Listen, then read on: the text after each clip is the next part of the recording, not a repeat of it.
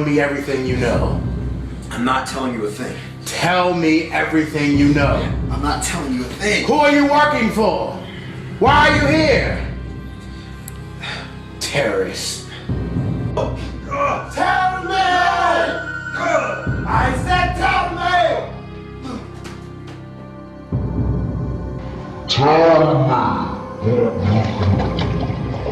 I said tell me!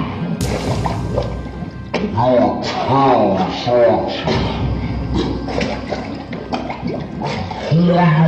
aren't you? Who are you working for? I'm not telling you anything. You're gonna tell me today!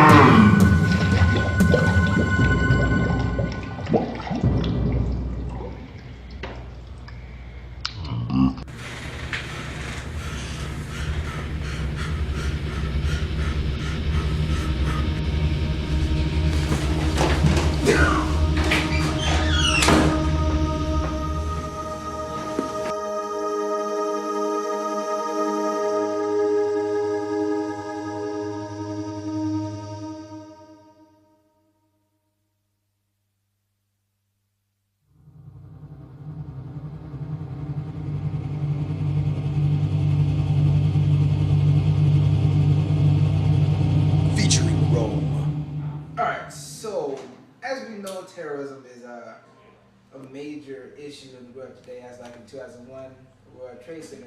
But we try to make a connection, like in ancient Rome, terrorism was widely spread throughout the city-states and through the Jews. They terrorized them, Greeks terrorized them, the Persians. They really corrupted themselves through each other by basically the council terrorizing their people so that they would do their commands, or labor or any of that nature, as they're forcing each other to do the will of the council or whatever. So you did Rome, right? Yeah, I did Rome. All right. So can you tell me, were there any terrorism acts against Rome? It was plenty of terrorism acts. What happened really was that everybody in the ancient times during Rome's great empire, the Goths, the Franks, the Vandals, they all wanted what Rome had, but they couldn't get it. So they would go to city-states and villages and just burn down many villages and try to find artifacts of Rome and try to sell them. But Rome couldn't really handle it because they didn't know how to handle it. They just let them go throughout the land, still trying to keep peace with people that's in their land and try to provide protection for them, but they couldn't do anything about it. Okay. So they didn't really have. Were there any acts where actually there was like a terrorist attack and Rome had to handle it in a specific way? Was there ever like a time where there was a specific terrorist act and then like Rome had to try and handle it? Not that I researched. There's many times that people wanted what Rome had, but they couldn't have it, so they would just burn down the villages, like I said before, and through their city-states, and just terrorize them, trying to collect Rome gold and send it to the. So they kind of nitpicked at Rome a little bit. Yeah. Nitpicked, okay. So I think the last time we talked about that, we talked about how in the Bible, how the Jews did that, and then the Romans came down and kind of just annihilated the entire like city. Exactly. Okay, in the temple. And basically, they just took over the Jews and basically just under their control made the Jews not their slaves, but subjects. Subjects, and they would tax them on plenty of things. Awesome. What? All right, so what did he just say? All right, so pretty much, all right, you also remember in the Bible when Romans came back and they destroyed Jerusalem? That's because at the time, Rome had conquered much of the Jewish civilization at the time. So, in act of retaliation, the Jews started to, commit acts of terrorism. Whether you view that as act of terrorism is whole other issue. But at the time, it was Roman territory, and they were terrorized. The Jews started terrorizing the Roman soldiers. So, the Roman soldiers decided to come in one day and just annihilate Jewish people.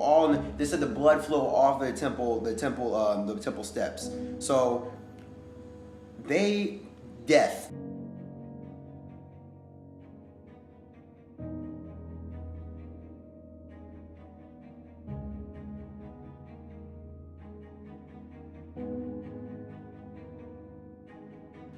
Featuring China. China. Who were the Huns? The Huns were a group of nomadic herdsmen, warlike people from the steppes of North Central Asia, north of China, who were terrorized, pillaged, and destroyed much of Asia and Europe from the 3rd through 5th centuries. The use of the stirrup gave the Huns a technological advantage over other warriors of the time. Stirrups are loops hung from a saddle that support a horse rider's feet. These let the Huns brace themselves on their horses while wielding swords or shooting arrows. The end of the Huns. Attila died during his sleep on the night of his last wedding. Attila, which was the Huns leader at the time, had many wives, and he also died from a serious nosebleed. Some people say that he was poisoned. China defeated the Huns with using warlike tactics against them in response to their terrorism. They also assassinated certain leaders and prevailed against the Huns in Asia after Attila, the leader of the Huns, died.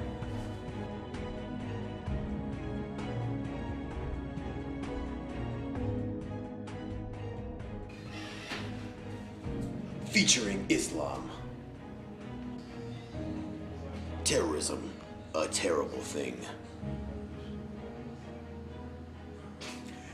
Before dawn of the 17th day of the holy month of Ramadan in the year 40 of the Hijra, the Caliph Ali entered the great mosque of Kufa to prepare for the day's prayers. A conspirator lurking in the shadows sprang at him and plunged a poisoned sword into his head. The Caliph died later the same day. He was the 3rd of the Prophet's 4 successors to be assassinated, but the first to fall victim to religion. In Islam, terrorism is above all murder. Murder is strictly forbidden in the Quran. Quran 6:151 says, "And do not kill a soul that God has made sacred, save lawfully." Islamic law also forbids aggressive warfare. The Quran says, "But if the enemy is inclined towards peace, do you also incline towards peace? And trust in God, for He is the one who hears and knows all things."